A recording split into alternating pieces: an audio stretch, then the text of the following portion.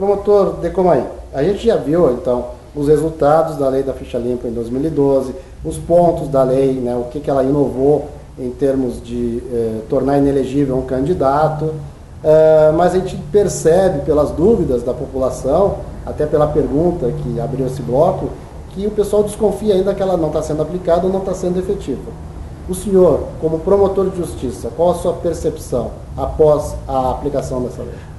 É difícil dizer com relação a todas as zonas eleitorais de Santa Catarina, que são muitas, em relação a 2012, que é quando ela foi realmente aplicada pela primeira vez. Mas a impressão que a gente tem, conversando com colegas e até da atuação na promotoria, a impressão que a gente tem é de que houve a aplicação da lei da ficha limpa em diferentes situações envolvendo candidaturas naquelas eleições, tanto candidatos a prefeito ou vice-prefeito, quanto candidatos a vereador. As hipóteses de inelegibilidade, que são muitas dentro da Lei Complementar 64, que foi mudada pela 135, as hipóteses de inelegibilidade variaram bastante. Demissão do serviço público, condenação por ato de improbidade administrativa, condenação criminal. Diferentes situações previstas ali na lei produzem inelegibilidade, e essas diferentes situações, elas efetivamente foram aplicadas naquelas eleições. Uma dificuldade que a gente enfrenta é, quando não se conhece o candidato, é verificar se ele está ou não abrangido por alguma situação de inelegibilidade. Promotor, então hoje não há um banco de dados confiável, efetivo, unificado, que traga essas informações para o promotor de justiça? Existem diferentes bancos de dados que têm informações que podem ajudar na identificação da inelegibilidade de algum candidato. Existe um cadastro do Conselho Nacional de Justiça, do CNJ, de todas as pessoas que sofreram condenação por sentença já irrecorrível por terem praticado ato caracterizador de improbidade administrativa. Se uma pessoa já foi condenada e a sentença já transitou em julgado, o nome dessa pessoa presumivelmente estará lá, porque os juízes alimentam esse banco de dados. É uma fonte de informações importante.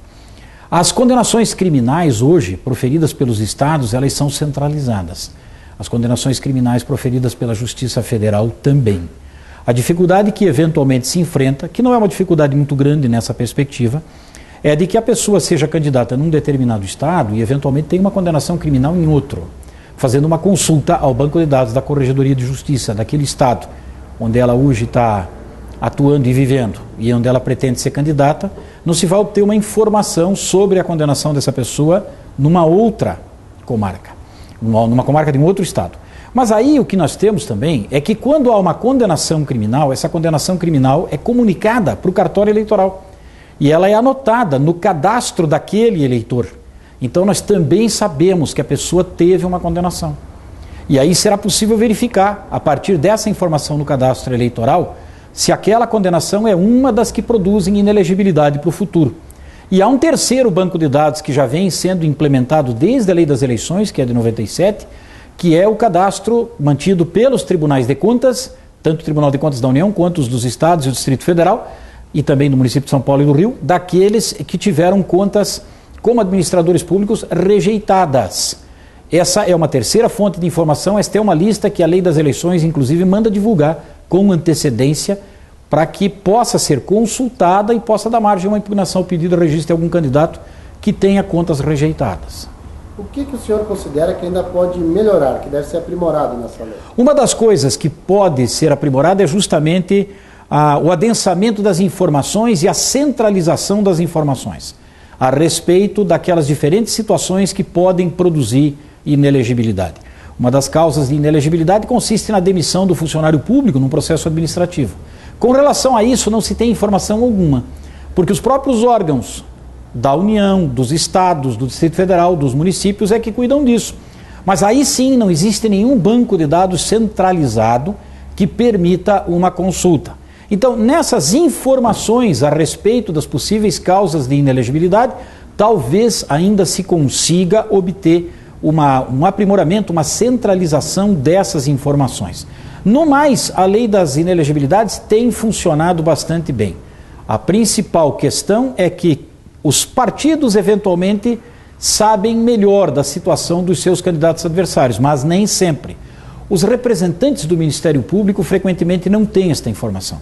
Então é importante para nós, como representantes do Ministério Público, que esses bancos de dados sejam alimentados, que esses bancos de dados estejam atualizados e de preferência que eles sejam incrementados também com algumas outras informações, como essa que eu mencionei, e que não constam hoje de nenhum banco de dados. Pois é, o senhor falou uma coisa importante.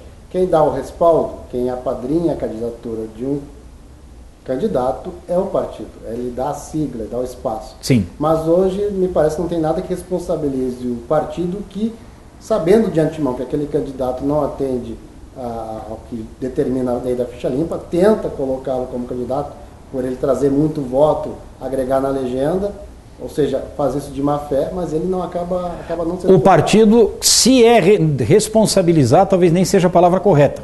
Se o partido sofre alguma consequência em razão disso, essa consequência vem caso a inelegibilidade seja descoberta. Porque aí, com a ciência da inelegibilidade e com uma impugnação em tempo, ou então se a inelegibilidade só aparece depois do registro da candidatura com a interposição de um tal recurso contra a expedição de diploma, aí então a consequência que o partido sofre é que aquela candidatura não se viabiliza porque a inelegibilidade é descoberta. Mas de fato não há nenhuma consequência para os partidos por terem escolhido um candidato que seja de antemão e que eles mesmos eventualmente saibam que estaria atingido por uma situação de inelegibilidade. Mas o candidato que agrega muito voto, que contribui para aumentar a participação da legenda naquela Câmara ou na Assembleia, ele não vai perder aquele espaço que foi conquistado por causa desse candidato sabidamente ficha suja. Bom, uma coisa é essa, na Câmara de Vereadores, na Assembleia Legislativa, na Câmara Federal, na Câmara dos Deputados, se depois da eleição algum candidato for considerado inelegível, o suplente dele assume o lugar. Então, de fato, o partido não perde mais aquela vaga. Isso é uma consequência do sistema eleitoral proporcional. A vaga é do partido. E isso justificou, inclusive, a decisão do TSE de perda de mandato por infidelidade partidária, a não serem algumas exceções ali, como perseguição dentro do partido, ou fundação de partido novo. Aí o parlamentar não perde a vaga, o partido não perde, nem o parlamentar nem o partido. Agora, se algum candidato, por questão eleitoral, é considerado inelegível, depois de já ter sido eleito, o que pode acontecer, porque o timing da eleição pode ser mais rápido do que o timing do processo eleitoral, o partido mantém a vaga. Promotor, o principal objetivo de uma lei sempre é fazer com que alguns princípios que regem a sociedade sejam seguidos, né? Ou seja, a lei é feita para ser cumprida. Essa lei me parece que ela trouxe um benefício a mais para a sociedade, por causa de toda a discussão até que ela fosse aprovada, por ter sido de iniciativa popular, também ela provocou uma reação do público ou do eleitor no sentido de ficar mais atento para o chamado ficha suja. O senhor concorda com isso? Não só ela provocou uma reação do eleitor, como ela trouxe uma outra consequência também, que é um incremento da cautela por parte dos administradores públicos.